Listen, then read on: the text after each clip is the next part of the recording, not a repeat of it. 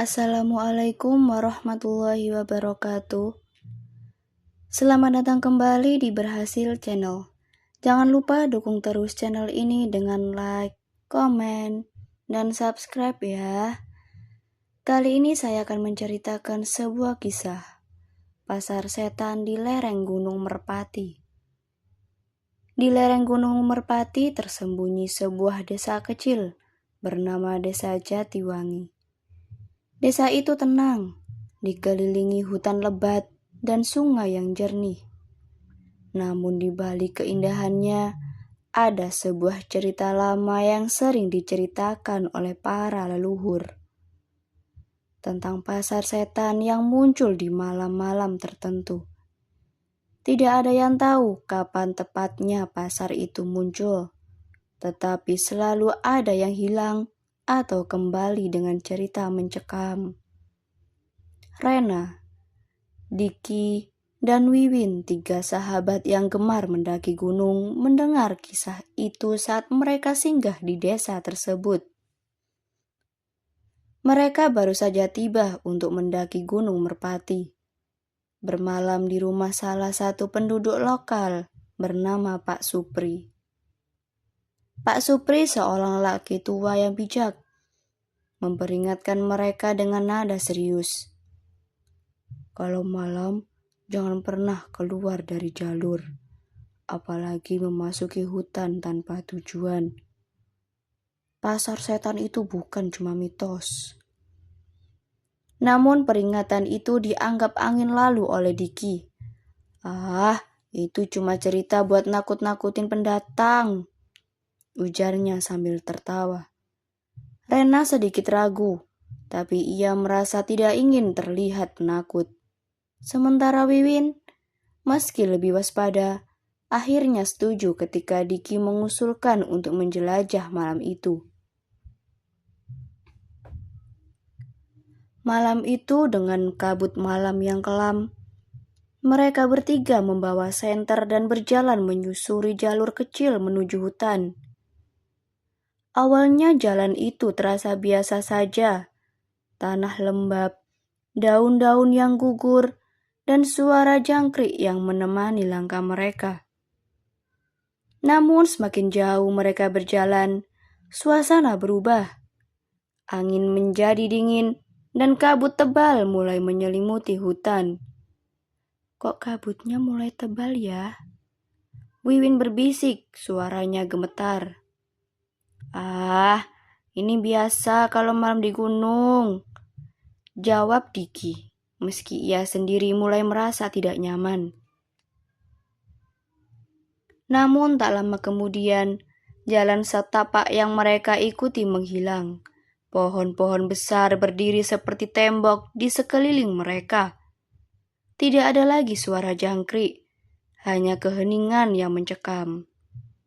Tiba-tiba di kejauhan, tampak cahaya-cahaya kecil berkelap-kelip, seperti lampu-lampu yang menggoda mereka untuk mendekat. Itu apa? Tanya Rena.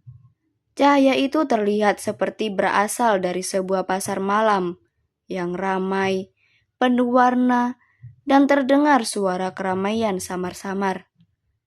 Diki langsung bersemangat. Mungkin ada acara desa. Ayo kita lihat.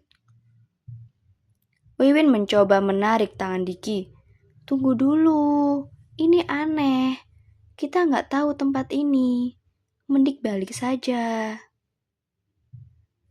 Namun rasa penasaran mereka lebih besar daripada rasa takut. Perlahan mereka mendekati sumber cahaya itu. Pasar itu terbentang di depan mereka, penuh dengan keramaian yang terasa tidak wajar. Ada deretan kios menjual barang-barang aneh, buah-buahan berwarna hitam mengilap, dan perhiasan yang tampak hidup. Pengunjungnya juga tak biasa. Mereka berjalan dengan gerakan lambat, hampir melayang, dan wajah mereka tidak sepenuhnya manusiawi. Beberapa memiliki mata merah, sementara yang lain memiliki senyuman yang lebar, membuat punggung Rini merinding. Ini bukan pasar biasa, bisik Wiwin. Matanya terpaku pada seorang penjual yang menatapnya tanpa berkedip. Namun Diki tidak peduli. Ia mendekati sebuah kios yang menjual pisau antik dengan gagang berukir tengkorak. Ini keren banget. Berapa harganya? Tanyanya kepada penjual. Penjual itu seorang kakek tua dengan jubah hitam dan tersenyum. Kamu tidak perlu membayar dengan uang, nak. Hanya dengan sesuatu yang sangat berharga bagi dirimu. Diki tertawa kecil. Maksudnya apa?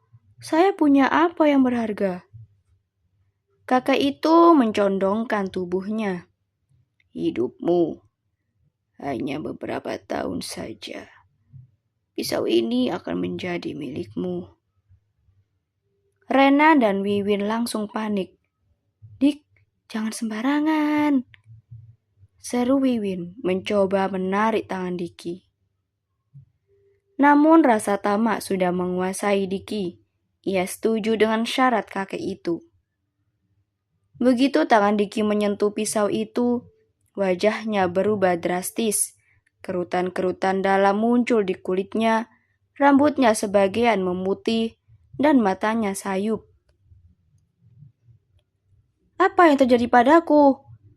Diki berteriak, jatuh ke tanah sambil memegangi wajahnya. Sudah ku bilang, semuanya punya harga. Gumam kakek itu, lalu tertawa keras. Rena dan Wiwin segera menarik Diki, mencoba membawanya keluar dari pasar itu. Tapi jalan yang mereka masuki tiba-tiba berubah menjadi labirin. Pasar itu bergerak, berubah bentuk seperti hidup, memerangkap mereka. Para penjual dan pembeli mulai menoleh. Wajah mereka yang mengerikan menatap mereka dengan wajah sinis. Kesini. Terdengar suara berat dari seorang lelaki tua yang muncul entah dari mana. Ia memegang tongkat kayu dan memberi isyarat agar mereka mengikutinya. Tanpa pikir panjang mereka berlari mengikuti kakek itu. Mereka melewati lorong-lorong sempit yang dipenuhi bayangan hitam. Hingga akhirnya mereka tiba di sebuah jalan kecil di tepi hutan. Begitu mereka keluar dari kabut, pasar itu menghilang. Hanya keheningan malam yang tersisa.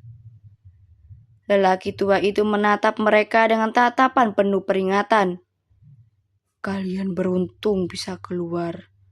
Tapi ingat, pasar itu tidak pernah benar-benar hilang. Ia hanya menunggu jiwa-jiwa tamak untuk datang kembali. Diki selamat, tapi ia tidak pernah menjadi orang yang sama lagi.